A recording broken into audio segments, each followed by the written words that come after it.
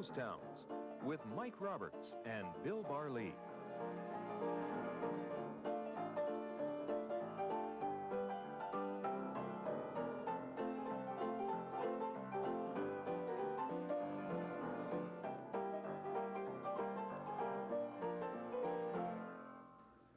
Welcome to Gold Trails and Ghost Towns. I'm Mike Roberts with Bill Barley, our tour guide for all over British Columbia, northern Washington, Alberta, and we've had it other places too. I understand this is going to be sort of a family album show in a way. Well, I hesitate to call it that, Mike, but the reason it is because my grandfather, F.R.S. Barley, went up into the Stikine area, and the Stikine area is one of those areas of British Columbia that hasn't been well chronicled historically.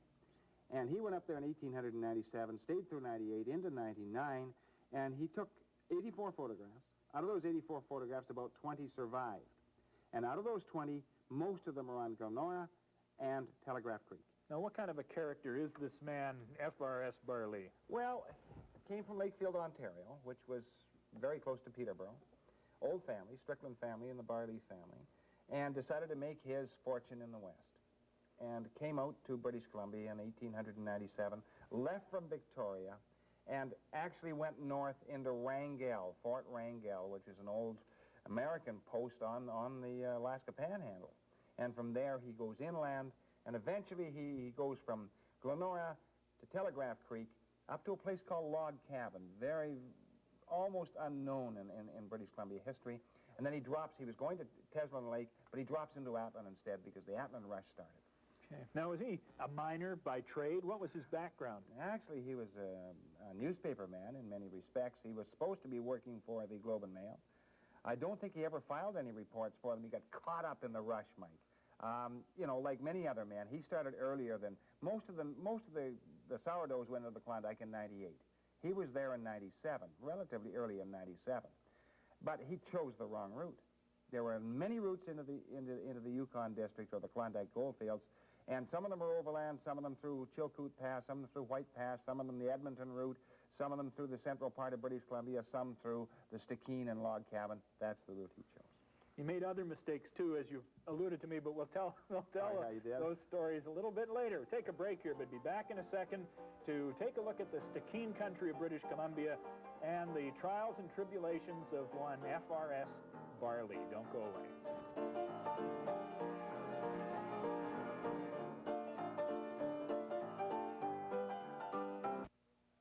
Welcome back to Gold Trails and Ghost Towns. Mike Roberts with Bill Barley, talking about a relative of Bill's, one of his grandfathers, F.R.S. Barley, fresh out of Ontario, eager to experience the West. Was he sort of a dude? Well, not exactly, Mike. I'll tell you why he wasn't a dude, because our family participated in the building of the Peterborough canoes, so he was an expert canoesman. Mm-hmm. And when he got into this country, he knew how to handle himself. He could actually fall out of a canoe and get into the canoe in a few seconds. And in a river like the Stikine, that is really quite remarkable. One of the most dangerous rivers in the north. And so he lands at Wrangell, and his first impressions are rather interesting. Here's what he says in his original diary. He's a diarist as well, is he? Oh, yes. Yeah. I was up at 7:30. The gentleman who deals the faro game sleeps in the same room. He's a pleasant, mild-mannered man, but he carries a big revolver. I am very polite. And he mentions the same thing, that the Montana Kid has been sent down. The Montana Kid? The Montana Kid has been sent down with a dispatch to the San Francisco Examiner, and he is given $1,000 in gold dust to carry that dispatch plus his fare. And all these guys had nicknames. He says, nobody is Mr. here. There is Dandy Dick, Bohemian Joe, Cassiar Jim, and Bill, who is commonly called the bad man from Bitter Creek. He always carries a revolver and a Bowie knife. Almost every man was armed. So the potential for very rough stuff existed here all the time. Yeah, that was in Wrangell. That's on the American side in the Alaska Panhandle. And now he starts to move inland, and he moves inland to a little place almost unknown in the history of the West, Glendora. Nothing left, virtually nothing left there today. Yeah? On the northern banks of the Stikine. What was it leading him? The knowledge that there was gold in the region, or what? He's taking that route up through Glendora and Telegraph Creek, which they said was one of the alternate routes into the Yukon, into the Klondike goldfields. It was a darn tough route. And this is early again? You said he's even there before the sourdoughs of 98? Yes, he is. Yeah. Okay. And he buys a camera. For $3, he gets 84 plates and all the developing equipment. And some of the photographs, most of the photographs we're going to be seeing are from this $3 camera. This first photograph, a great example of, he really took pretty good photographs with this $3 camera. Excellent photographs. He had a great eye. And here's the mounted police post in Glendora. And there's a man in charge of it. And this is a guy called Malcolm McBain. And another guy, one of his sidekicks there is a guy called Waldron, F. Waldron. So Waldron's which guy, the one with his head Malcolm down? McBain is on the left of the photograph. Waldron is looking right at you, and just on Waldron, next to Waldron, is a guy called Todd. He's one of the traders there. And an interesting little town, Mike, because there was a parson in town, and he lived in the jail, which was kind of typical of the safe place time. To live? Oh, sure. And everybody, you scrambled for room. And usually sometimes there were 6 or 8 guys to one room, sometimes a dozen. Depends how big the room was.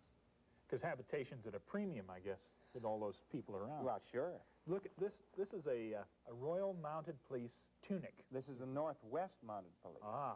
Okay, it has all the Northwest buttons, the Northwest collared dogs. I'm missing the shoulder flashes, unfortunately. But it's a later Northwest, and so the Northwest was from 1873 till just after the turn of the century, and then the Royal Northwest came after that, Mike, and then finally the Royal Canadian Mounted Police.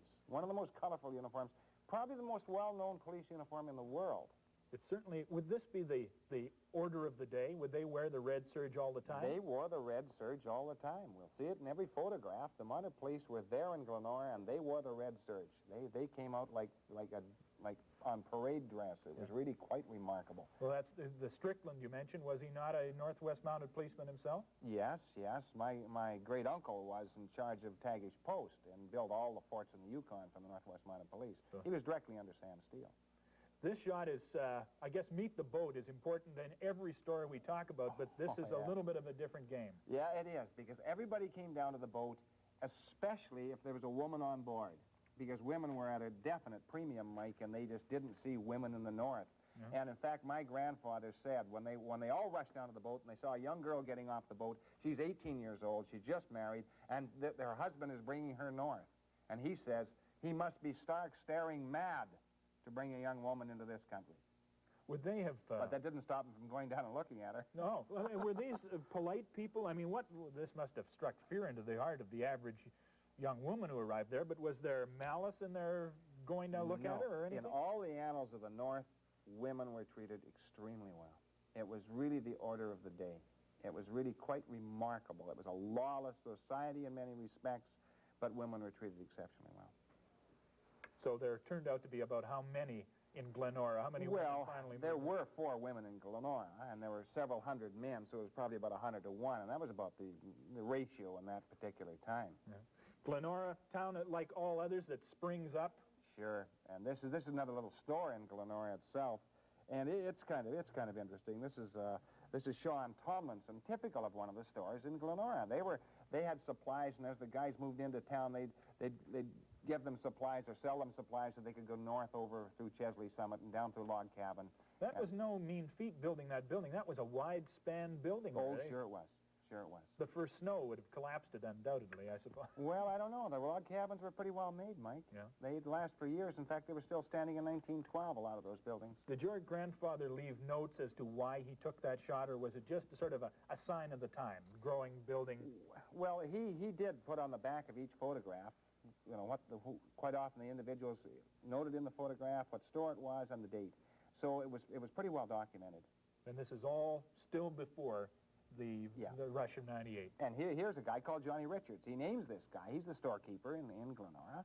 And he's coming outside in his bare feet. And one of the guys is kidding him about it. So it may be some risque comments have passed here. And he's pointing to Richards' bare feet. And Richards is explaining why he has bare feet in the late fall of 1898. And it looked like a morning shot or a late evening shot, one or the other. Yeah, it's hard to tell. I would think later in the day, so that's why they're making a big fuss of Richards coming out in bare feet. With all of these stories that you're aware of, I mean, a movie obviously demands to be made. Oh, Curtis Tulk. Yeah, this is in Telegraph Creek, which is not too many miles upriver from Old Glendora. And this is Curtis and Tulk, and this is another store there. And it had several hundred people as well, all kind of a stepping-off spot into the gold fields of the north. And all these guys, Mike, the interesting thing that I find about it, every one of those men, almost without exception on the way in, was absolutely determined that they would make their pile, as they said in those days. That was the term. And in fact, my grandfather mentions a guy called Otterson, whom he knew quite well. And Otterson ran up the Hawaiian flag, and they ran up the Hawaiian flag quite often because the Hawaiian flag had the American stripes on it and the British Union Jack. So it kind of, half these guys were American, half them were Canadian or English, mostly Canadian, and so it suited the times. And the interesting thing about it, that Otterson, whom my grandfather mentions, later came out, about 1 year later, with somewhere between $50,000 and $75,000 in gold, which would be the equivalent today of several $1 million in gold. And Otterson just left? I mean, he'd made his pile? That's right. He made his pile and went back to Victoria. Did you follow him at all? Did you look up Otterson in the phone book or anything? No, I didn't. I wasn't able to follow him. I tried to follow him. I didn't find him in the directory, so I just gave up on Otterson. But definitely my grandfather noted that it was the same Otterson that he'd been up the river with in Glendora and Telegraph Creek. He left into the Yukon, managed to get some good ground, came out with his pile. There were some really amazing prospectors, and you told me that one of these guys is one of the most famous black prospectors. Yeah. That's a guy called Harry McDames, and he's almost in the center of the photograph, the tall, thin black man there, and he was one of the most intriguing prospectors ever to wander through the northwest part of British Columbia. And he discovered several creeks, the most famous of which was McBain Creek. Now, there were three great creeks in the Cassiar district. There was Thibert Creek, and there was Dease Creek, and there was McBain Creek. And the other two were discovered first. We'll mention those in another program sometime.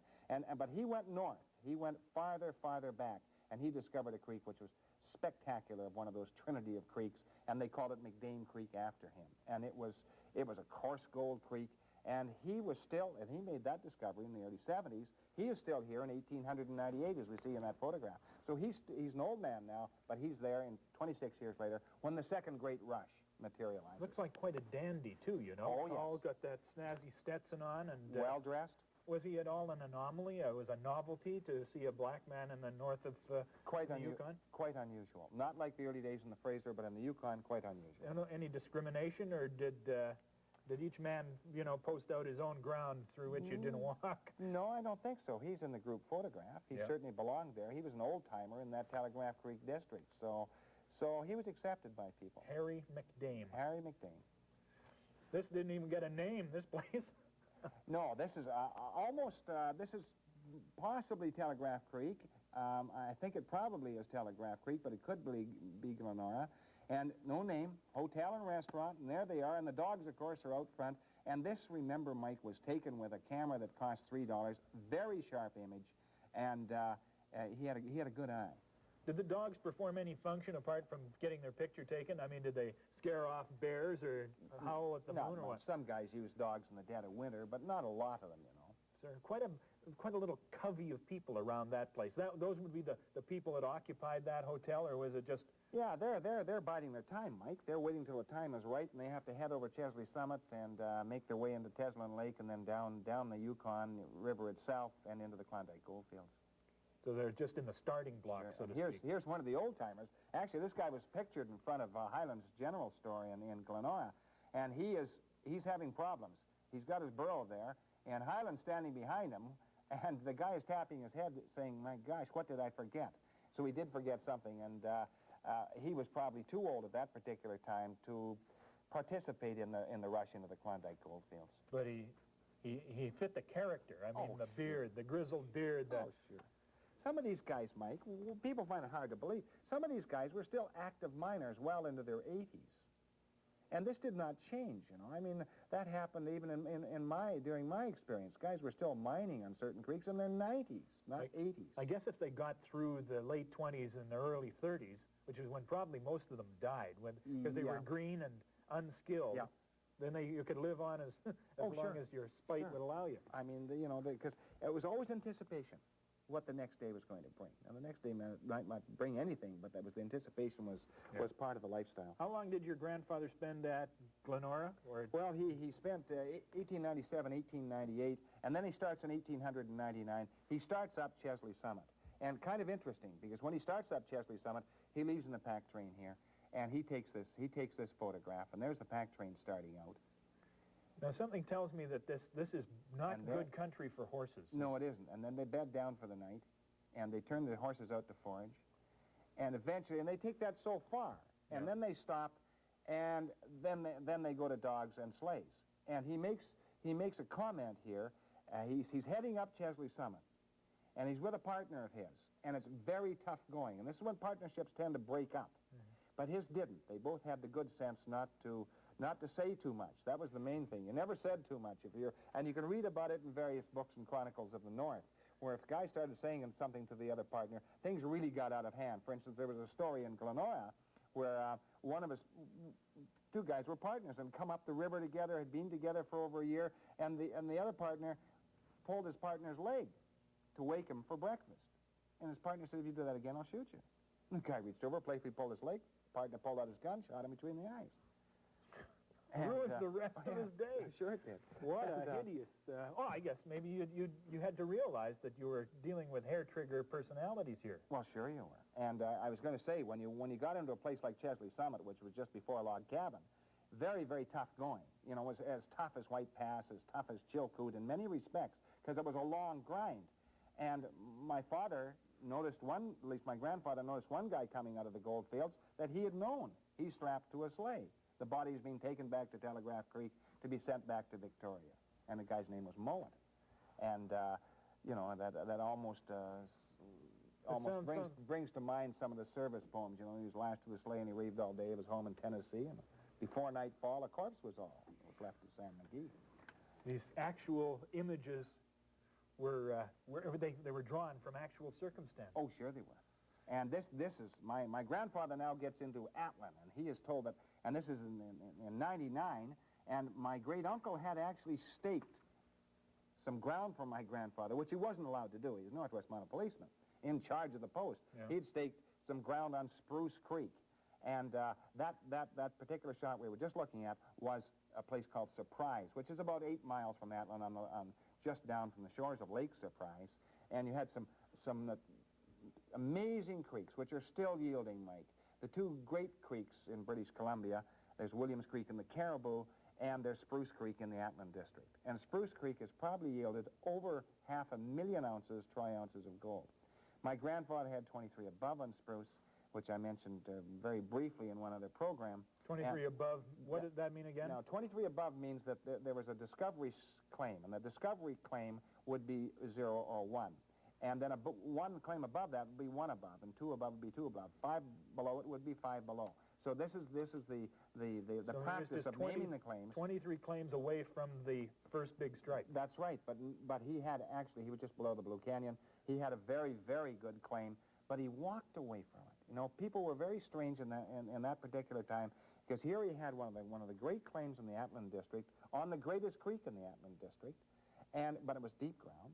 And he heard about a rush over in Morris Creek, and a guy came over and showed him 1.5 pounds of gold that he'd dug out of Morris Creek in a month. And my grandfather walked away from his claim on Spruce Creek, went over to Morris Creek, and mined about 10 cents worth of gold. Does anybody know how much 23 above eventually paid out? Well, it was a multi-million-dollar claim. Oh, God. Multi-million-dollar claim. And right in the heart of Spruce Creek, where old guys like Nolan mined many years later and discovered the native Aaron and the four-leaf clover and all these magnificent pieces of ground. Well, did your grandfather, did he begin talking to himself or anything, or was he beyond that? Was he into the photographing and the experiencing of the thing? Well, here's a shot of Atlin, which is kind of interesting, and this shows Atlin in 1898. And Atlin was booming at that time, 20 saloons and hotels, going 24 hours a day. You couldn't sleep in Atlin town. You had to go on the outskirts because they were shooting off guns and they were drinking and yelling and the click of the roulette wheels and everything else. It was a real boom town. And so he stays in Atlin for right through 1899.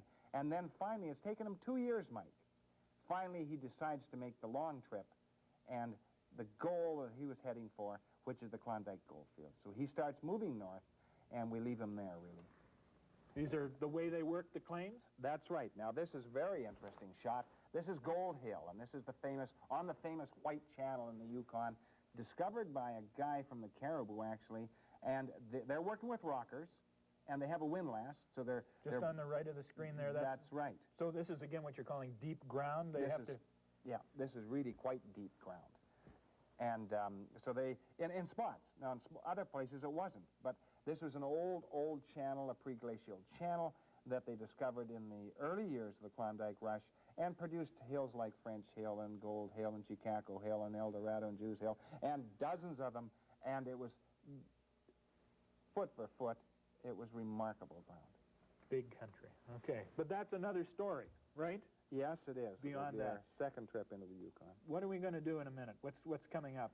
Well, there's several treasure stories in that area around Dease Lake, essentially around Dease Lake and McBain Creek and a little creek called Defoe Creek. So we're going to mention two of them. All right. Take a break. You know, don't you love a guy with a camera when he goes into the country? I wish we could preserve video the same way. Yeah. Take a break. Be back in a second to find out what treasure awaits near McBain Creek. Don't go away.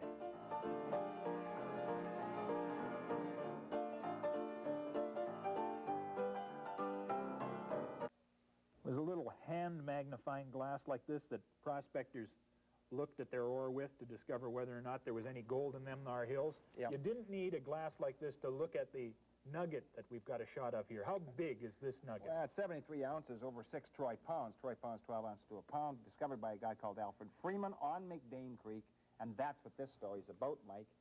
If you took this and filled it with gold, you'd have about 375 to 400 ounces. In 1876, 4 miners were working on the north side of McBain Creek. A guy called Vital LaForce, Rufus Sylvester, and a guy called Christie. Forget the fourth one. And they were taking out up to 400 ounces, hand-digging on a magnificent lead off to the side of the creek. They were working along on that lead day by day, doing exceptionally well. Thought it would go on forever. They discovered an old channel. Suddenly, towards the end of 1876, still getting magnificent gold. Next day she cut off like that. The run simply disappeared. Where do they disappear? What's the component that makes a run disappear? Well, sometimes a glacier came through the area, wiped out what we call an interrupted run. And that could have happened there, although it's a steep-sided valley if you've been on McBain Creek. So that's questionable. Or the creek could have taken an abrupt turn, and the present creek wiped it out. So we don't know whether the Christie lead continues, whether it's lost forever, whether it's on the south side of the creek or the north side of the creek. It's a guessing game, Mike. Have you tested your guesses? Not really. I know guys up there who have. George Zimmich and a lot of guys who've looked for the lost Christie lead, which is close to a little branch called Snow Creek. 376 ounces a week for how long? A year? Oh, they were there for month after month after month. And I'd have to check my records to find out exactly how long they were. Went hundreds and hundreds of feet following this old lead. Did they manage to keep this a secret to themselves and basically become rich? Can't keep it, Mike. You can't keep a secret. Gold always outs. All righty. Bill Barley, thank you for coming in today. Fascinating photographs taken by Bill's grandfather, FRS Barley. Yep. And who knows where we'll go next time when Gold Trails and Ghost Towns continue. Bye-bye.